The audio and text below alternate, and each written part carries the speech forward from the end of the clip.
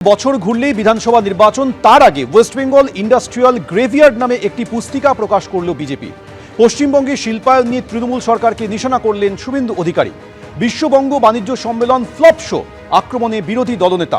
পশ্চিমবঙ্গে শিল্পায়নে তৃণমূলকে নিশানা করেছেন শ্রমিক ভট্টাচার্য। পশ্চিমবঙ্গ ছেড়ে চলে যাচ্ছেন শিল্পপতিরা।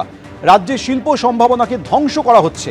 ভারী শিল্প ছাড়া পশ্চিমবঙ্গের মুক্তি নেই, অভিযোগ বিজেপি। 2015-তে 2,43,000 থেকে 2024-এ 4,40,000, টোটাল প্রায় 20 লক্ষ কোটি টাকার মতো ইনভেস্টমেন্ট এখানে মৌ করা হয়েছে। এবং 2015-র 54, তারপরে লাস্ট 212, টোটাল যদি এই সংখ্যা আপনি যোগ করেন তাহলে দেখবেন 800 মৌ সাইট। এটা কোথায় ইনভেস্টমেন্ট হয়েছে? মূলত এমএসএমই সেক্টরে। উনি যে কথা বলেছেন যে বিগ ইন্ডাস্ট্রি ছাড়া, ল্যান্ড পলিসির বদল ছাড়া আমাদের রাজ্যের রাজস্ব বাড়বে না, অ্যান্সিলিয়ারি শিল্প আসতে পারে না, এবং জব, এমপ্লয়মেন্ট ক্রিয়েশন এবং এমপ্লয়মেন্ট এটাও হতে পারে না বড় ইন্ডাস্ট্রি ছাড়া। এবং এক্ষেত্রে এফডিআই তার ভূমিকা সবচেয়ে গুরুত্বপূর্ণ। যে কোনো বিগ ইন্ডাস্ট্রিতে ইনভেস্টমেন্ট হয়নি, যেটা দিয়ে আমাদের পশ্চিমবঙ্গে যে 7 লক্ষ কোটি টাকা ঋণ হয়ে গেছে ডিজাস্টার, সেখান থেকে বাঁচার একমাত্র উপায় হচ্ছে নিজস্ব রেভিনিউ, রাজস্ব বাড়ানো। সেটা বড় ইন্ডাস্ট্রি ছাড়া হতে পারে না। অ্যাগ্রো ইন্ডাস্ট্রিতে ইনভেস্টমেন্ট হয়েছে, অর্থাৎ ফুড প্রসেসিং। এই ছোট ছোট 20 কোটি, 25 কোটি, 30 কোটি, 50 কোটি, হার্ডলি 100 কোটি, এবং ব্যাংক ফাইন্যান্স করে। এবং এটাও হয়েছে প্রধানমন্ত্রীর প্রধানতায়, পিএমইজিপিতে। পশ্চিমবঙ্গের যে বিজিবিএসে এখনো পর্যন্ত বিজিবিএস অর্গানাইজ করার জন্য যে 500 কোটি টাকা শুধু উপহার, ভাষণ, খাওয়া দাওয়াতে খরচ হয়েছে, 500 crore অ্যাপ্রক্স, সেই তুলনায় এই রাজ্যে ইনভেস্টমেন্ট জিরো। অর্থাৎ একদিকে যখন বিজেপি তৃণমূল সরকারকে এই শিল্পায়নের জন্য দায়ী করছে, পশ্চিমবঙ্গে শিল্প নেই বলে দাবি করছে, নিশানা করছে, তখন আজকে নেতাজি ইন্ডোরে ব্যবসায়ীদের সম্মেলন থেকে মুখ্যমন্ত্রী বার্তা দিলেন যে পশ্চিমবঙ্গ কতটা উপযুক্ত শিল্পের জন্য। বাংলা ও ক্ষুদ্র মাঝারি শিল্পে এগিয়ে পশ্চিমবঙ্গ। 1 কোটির বেশি মানুষ ক্ষুদ্র মাঝারি শিল্পের সঙ্গে যুক্ত। আর কি বললেন তিনি, দেখুন। Bengal is the commercial gateway of India, Eastern India, East Asia and Northeastern India and also East India. অনেকে আমাদের নামে শুধু क्रिटिसिज्म करे, खाली हमारा खिलाफ में बदनाम करते हैं।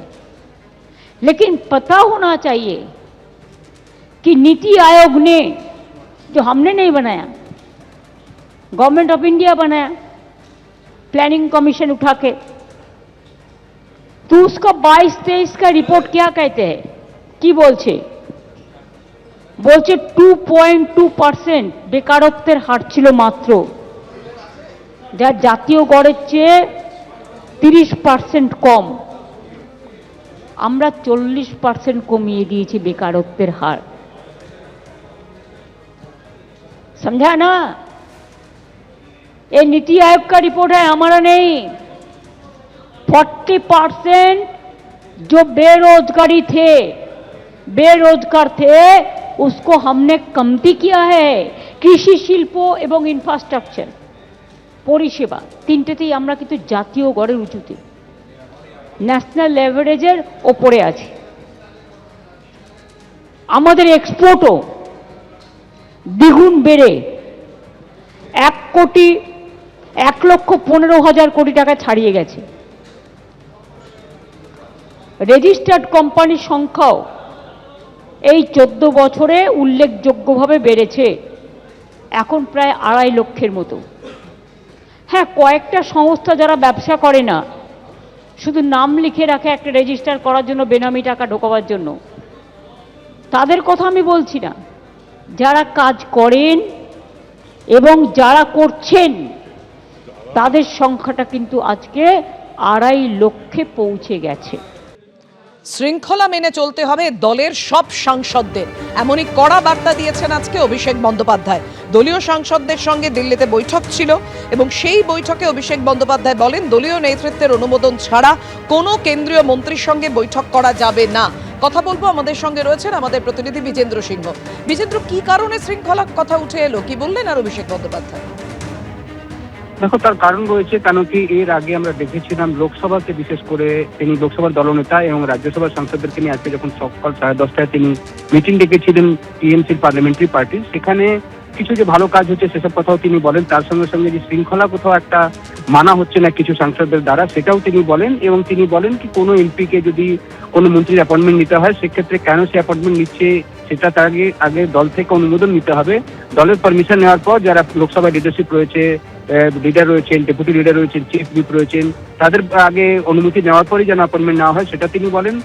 তারই ক্ষেত্রে এটাও তিনি বলেন কি অন্যদিকে যদি কোনো বিজেপি বা অন্য দলের নেতারা তাদেরকে আমন্ত্রণ করেন পার্টির জন্য বাইরে, সেক্ষেত্রে সেটাও পার্টিকে জানিয়ে সেখানে তারা যেন যান, সেটা আজকে অভিষেক বন্দ্যোপাধ্যায় নির্দেশিকা দিয়েছেন। তার সঙ্গে সঙ্গে কিছুদিন আগে আমরা দেখেছিলাম কীর্তি আজাদের বিরুদ্ধে অভিযোগ উঠেছিল যে তিনি লোকসভার মধ্যে সিগারেট খাচ্ছিলেন, তার ভিডিও আজকে প্রকাশ করা হয়েছে, বিজেপির তরফ থেকে অমিত মালভিয়া সোশ্যাল মিডিয়াতে পোস্ট করেছেন।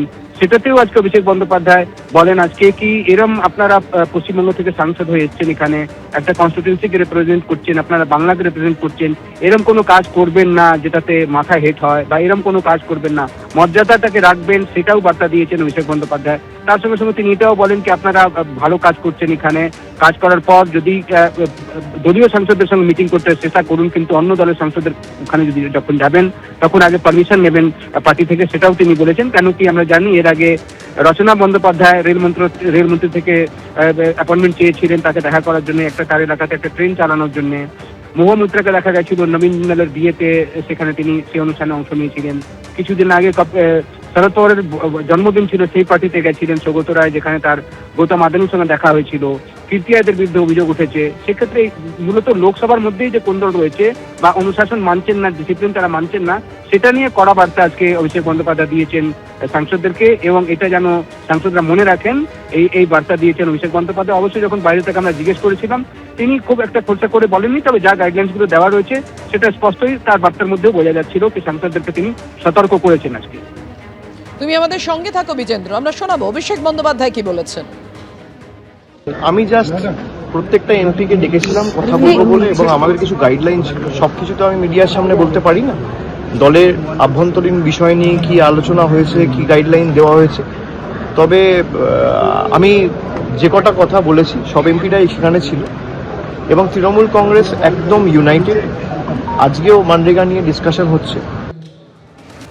দেখো বিজেন্দ্র, দলের কিছু গাইডলাইনের কথা বলতে চাইলেন অভিষেক বন্দ্যোপাধ্যায়, যে কথা তিনি সবার সামনে বলতে পারেন না, কিন্তু কোন কোন গাইডলাইনগুলো তৃণমূল সাংসদরা তারা মেনে চলছেন না, যে কারণে কড়া বার্তা দিতে হলো অভিষেক বন্দ্যোপাধ্যায়কে?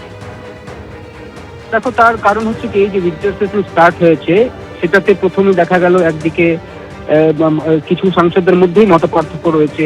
বিশেষ করে যখন অভিষেক বন্দ্যোপাধ্যায় এখন লোকসভার নেতা, তিনি অনুপস্থিত ছিলেন, তার অনুপস্থিতিতে এখন কাকলি ঘোষ দস্তিদার এবং শতাব্দী রায় লোকসভাতে কে কি কখন বলবেন বা কোন মন্ত্রীদের সঙ্গে দেখা করা হবে, এটা পার্টির তরফ থেকে সিদ্ধান্ত নেওয়া হচ্ছিল। যেমনি আজকে তারা সিআর পার্টিদের সঙ্গে দেখা করতে গেছিলেন জল সম্পদ মন্ত্রীর কাছে, সেখানে 10 জন সাংসদ গেছিলেন। এটা পার্টির সিদ্ধান্ত ছিল, এবং কারা কারা যাবেন সেটাও টিএমসি থেকে ঠিক করা হয়েছিল। কিন্তু রচনা বন্দ্যোপাধ্যায় যখন নিজের থেকে উদ্যোগ নিয়েছিলেন যে তিনি রেলমন্ত্রীর সঙ্গে অ্যাপয়েন্টমেন্ট নেবেন এবং তার এলাকা থেকে একটা ট্রেন আজমির শরীফের জন্য তিনি অনুরোধ করবেন, সেই বার্তাটা যখন দলের কাছে আসে, তখন কাকলি ঘোষ দস্তিদার এবং শতাব্দী রায় তাকে জানিয়েছিলেন যে আপনি পার্টিকে না জানিয়ে কেন এই অ্যাপয়েন্টমেন্ট নিয়েছেন। দ্বিতীয় হলো, আমরা দেখেছি মহুয়া মৈত্রর কিছু ভিডিও এসেছিল যেখানে তিনি নবীন জিন্দালের মেয়ের বিয়েতে সেখানে গেছিলেন, সৌগত রায় গেছিলেন শরদ পাওয়ারের বার্থডে পার্টিতে, সেখানে তার গৌতম আদানির সঙ্গে কিছু কথা হয় যেটা পরে মিডিয়াতেও এসছে। কীর্তি আজাদ যিনি দুর্গাপুরের সাংসদ, তার বিরুদ্ধে অভিযোগ রয়েছে যে তিনি লোকসভাতে বসে সিগারেট খাচ্ছিলেন, যে ভিডিও আজকে প্রকাশ করেছে বিজেপি। এবং এই বিশেষ করে লোকসভা সাংসদদেরকে নিয়ে যে কোন্দল এবং নিজেদের মধ্যে ঝগড়া, সেটাকে নিয়ে স্পষ্ট বার্তা আজকে দিয়েছেন অভিষেক বন্দ্যোপাধ্যায়। ধন্যবাদ তোমায়। এবিপি আনন্দ, এগিয়ে থাকে, এগিয়ে রাখে।